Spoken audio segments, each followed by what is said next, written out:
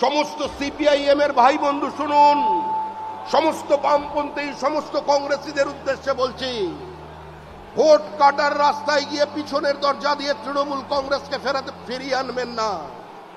সরাসরি রাস্তায় নেমে মমতা বন্দ্যোপাধ্যায়ের সঙ্গে মিছিল করুন। আমরা লড়াই করবার জন্য প্রস্তুত আছি।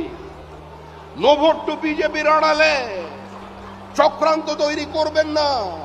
বিজেপি কারের দয়ায় এই জায়গায় পৌঁছয়নি। ভারতবর্ষের মাটিতে দাঁড়িয়ে ভারতের মানুষকে সঙ্গে নিয়ে আমরা আমাদের রাজনৈতিক উত্থান দেশের মানুষকে দেখিয়েছি।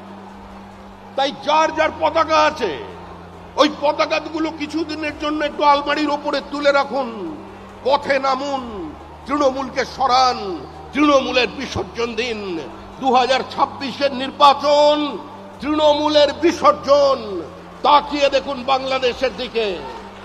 বিরোধী দলনেতা বলছেন, আমাদের রাজ্য সভাপতি বলেছিলেন একটু আগে, বাংলাদেশের শ্রীমতী গান্ধী জন্মদাত্রী ছিলেন বাংলাদেশের।